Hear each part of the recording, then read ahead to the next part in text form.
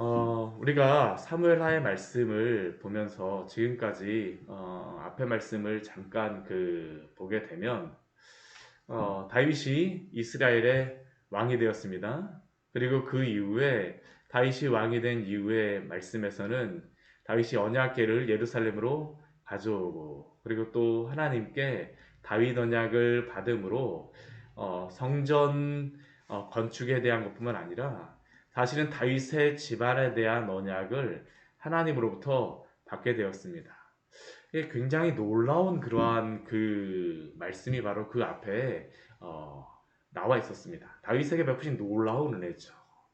그러니까 다윗이 이런 놀라운 은혜를 받고 하나님의 그러한 그 왕으로서 세움을 받게 된 이후에 그 벌어지는 것이 무엇이냐? 우리가 어제 말씀을 보진 않았었지만 다윗이 하나님이 자신에게 베풀으신 그 은혜 가운데 이제는 그 은혜를 주변 사람들에게 나누는 것들이 나오는 게 바로 9장과 10장의 말씀입니다. 먼저 우리 9장의 말씀에 보게 되면 다윗이 사울의 집에 남아있는 사람이 누가 있느냐라고 질문합니다. 왜 그가 그렇게 질문하였었냐 하면 내가 요나단으로 말미암아 그 사람에게 은총을 베풀리라. 이전에 다윗이 요나단과 그 언약을 세웠던 것, 요나단의 그러한 집안에서 나오는 그러한 사람에게 요나단이 다윗에게 너가 왕이 되는 것을 내가 인정한다. 대신에 너가 왕이 되었을 때에 나의 집안 사람들을 기억해 달라라고 다윗이 쫓길 때 요나단과 언약을 맺었었는데 다윗이 그 언약을 기억하고 이제 요나단에게 받았던 그 은혜를 베풀고자 하는 것입니다. 다윗이 하나님께 받았던 그 은혜가 있기 때문에 그 은혜가 이제 나누어지는 것입니다. 그래서 이 요나단의 아들이었던 무비보셋에게 다윗이 그 은혜를 베푸는 게 바로 9장의 말씀이었다라면 오늘 10장의 말씀도 사실은 그것의 연장선상입니다. 오늘 10장의 말씀을 보게 되면 다윗이 그 암몬 자손의 왕이 죽고 그의 아들 한운이 대신하여 왕이 되었다라는 그러한 소식을 들었습니다. 그 소식을 듣자마자 다윗이 반응하는 것이 무엇일까요? 2절 말씀에 보면 그가 그렇게 이야기합니다. 내가 나하스의 아들 한운에게 은총을 베풀되 그의 아버지가 내게 은총을 베푼 것 같이 하리라. 다윗의 그러한 은혜를 베푸는 것이 은혜를 기억하는 것이 요나단에게뿐만 아니라 이제는 누구에게까지 이스라엘 백성에게뿐만 아니라 그 누구에게까지 이제 그것이 베풀어지냐 하면 이방 민족에게까지 베풀어진다라는 것을 오늘 말씀을 통해서 우리에게 보여주고 있어요.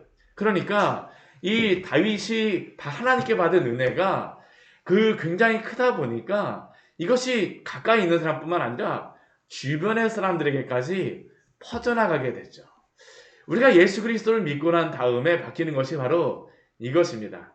그리스도의 그 은혜, 하나님의 그 은혜, 예수 그리스도의 그 사랑을 알게 되면 이제는 내가 그 사랑에 힘입어서 이제는 주변 사람들에게 사랑이 베풀어지게 되죠.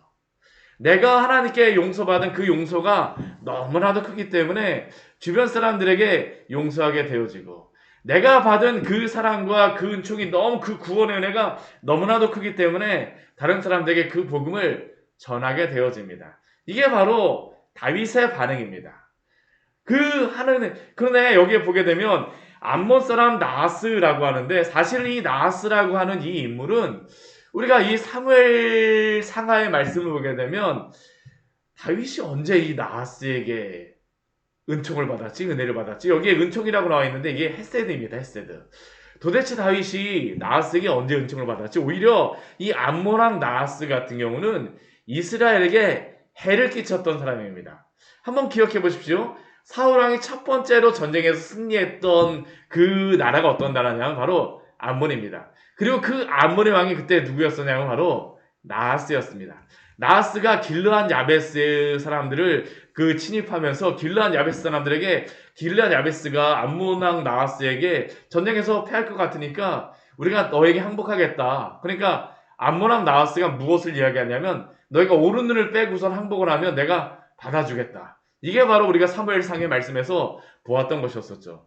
이렇게만 본다면 암몬 왕 나하스는 사실 다윗에게 은혜를 베푼 사람이 아닙니다. 근데 왜 은총을 베풀었다라고 이야기를 하나요? 이게 잘 보게 되면 이 길르한 야베스 사람들을 누가 가서 도와주냐면 사울이 가서 도와줍니다. 완전히 사울이 암몬을 굉장히 완전히 전쟁에 승리해버립니다.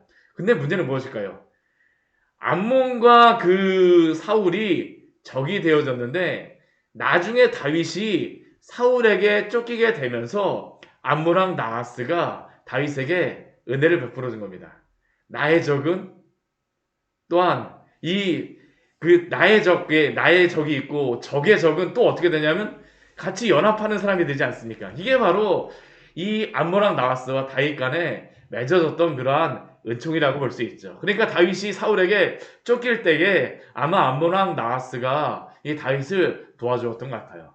그러니까 다윗이 그것도 잊지 않고 그 암모랑 나하스가 죽었다라는 이야기를 듣자 이 한운에게 사신을 보내어서 이 조문을 하려고 하는 것이 바로 오늘 말씀의 시작입니다.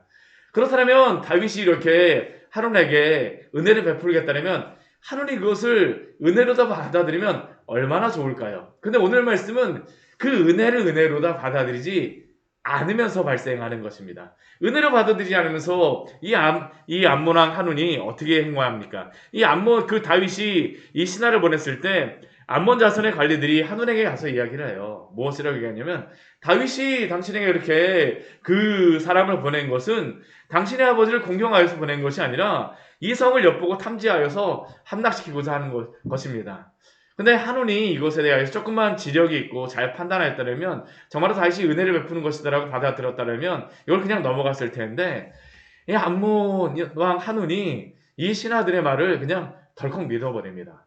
그래서 어떤 일을 하게 되냐 하면 이 다윗이 보낸 신하들을 붙잡아서 수염 절반을 자르고 그들의 의복에 중동볼기까지 잘라서 보냈다라고 합니다. 예전에 그 사람들은 치마 같은 그러한 옷을 입었었는데 중동볼기까지 자르게 되니까 완전히 하체가 다 보이는 것이죠. 수염도 반을 잘라버리니까 어떻게 잘랐는지 모르지만 뭐 왼쪽 오른쪽을 잘랐는지 이렇게 잘랐는지 그걸 잘 모르지만 굉장하게 수치심을 줘서 모욕하여서 보냈다라고 하는 겁니다. 오늘날에도 외교관 같은 경우에는 면책특권을 주어서 각 나라 사이에 대우를 해줍니다. 왜냐하면 이 외교관 같은 경우 잘못하게 되면 그 외교관에게 잘못 대우하게 되면 전쟁이 날 수 있기 때문입니다.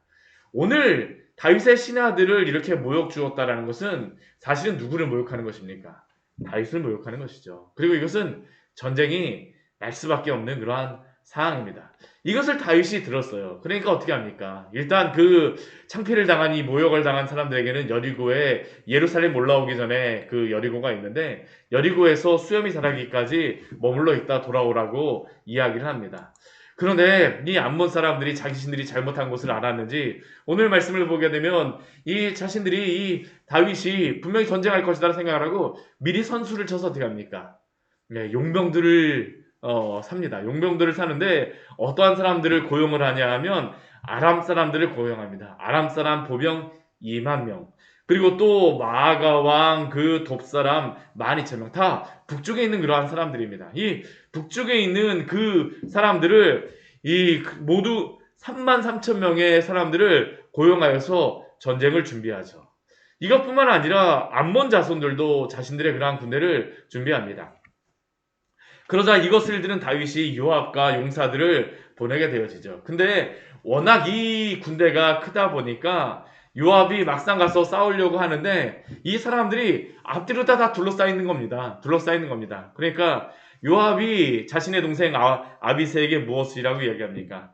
우리가 앞뒤에 이렇게 둘러싸여 있는데 자신에게 선발한 그러한 자와 또한 아비새에게 남은 백성을 나머지를 다 맡기고 나서 만약 싸워서 이기게 되면 이긴 사람이 가서 서로 도와주자라고 작전을 세웁니다. 근데 이러한 때에 이 요압이 아비새에게 말하는 한마디의 말이 있죠. 우리 12절 말씀 같이 한번 읽어보도록 하겠습니다.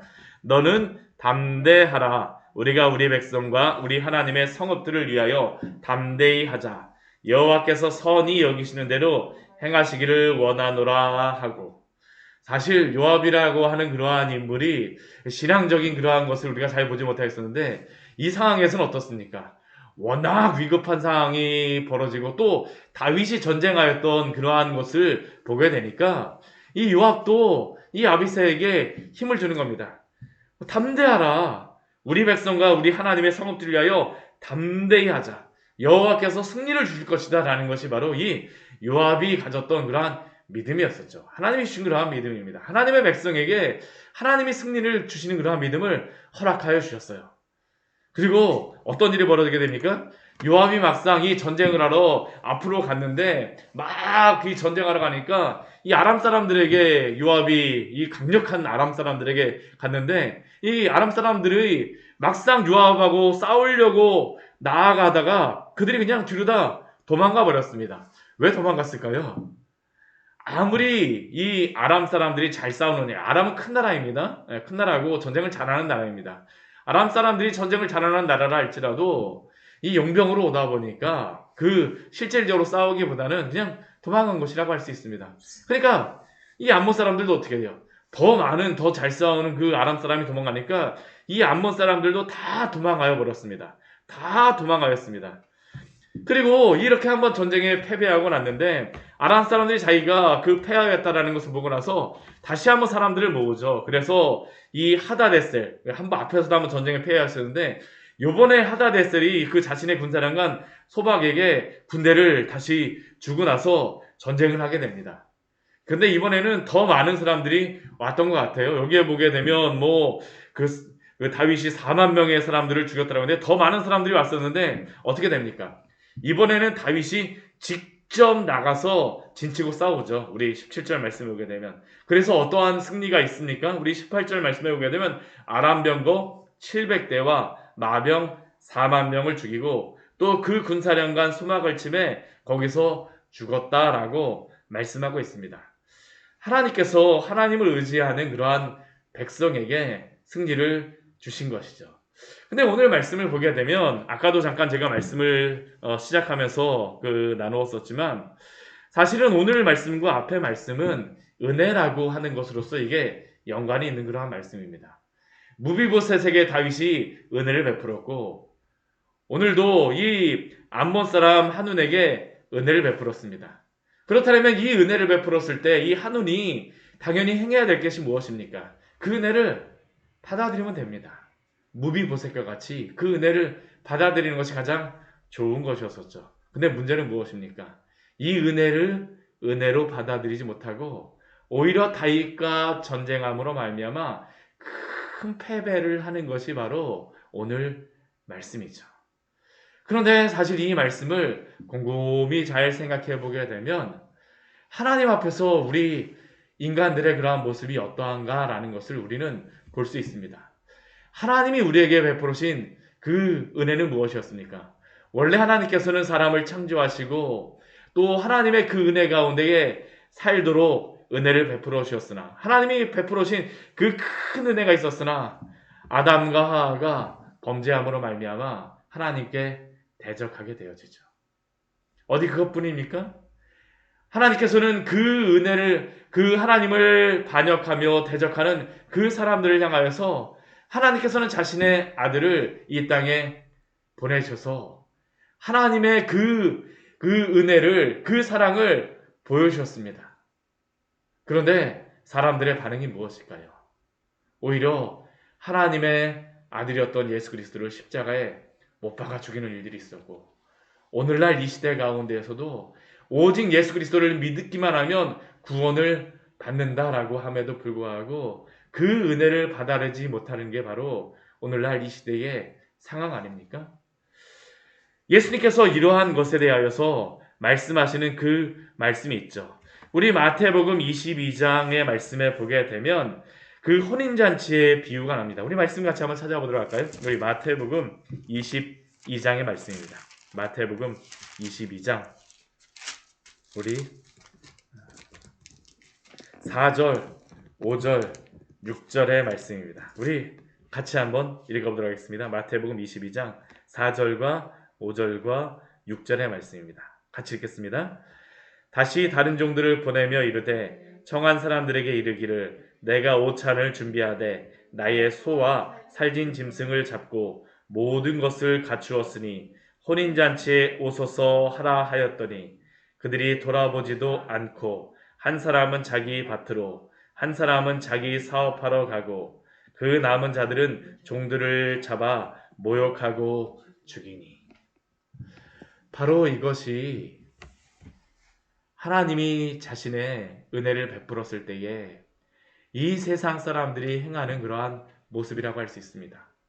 흡사 오늘 암몬의 한운이 다윗에게 대하여 반응하는 것이죠. 그러나 이것을 분명히 알매도 불구하고 하나님께서는 오늘도 어떠십니까? 이 땅을 향하여서 돌아오라고 말씀하세요. 그리고 또한 이 땅에 돌아오라라고 말씀을 전하라고 또 사명을 주신 사람들이 누굴까요? 바로 우리들입니다. 저는 오늘 이 말씀을 보면서 이 신하들의 모습들을 또 우리가 한번 생각해 볼 필요가 있습니다. 이 신하들이 다윗의 그러한 좋은 은혜의 그 메시지를 가지고 갔을 때 수치를 당하기도 합니다. 때로 우리가 주의 복음을 가지고 주의 복음을 이 세상 사람들에게 전할 때에 때로는 그 사람들에게 무시도 받고 면박도 당하기도 합니다. 그러나 주의 복음을 가졌기 때문에 우리는 어떻게 될까요? 끝까지 충성해야 될 줄 믿습니다. 왜냐하면 그것 외에는 다른 구원의 방법이 없기 때문입니다.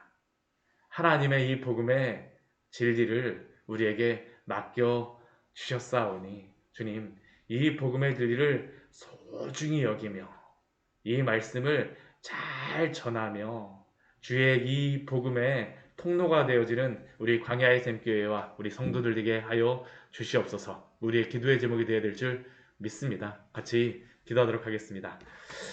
하나님 아버지, 오늘 말씀을 통하여서 우리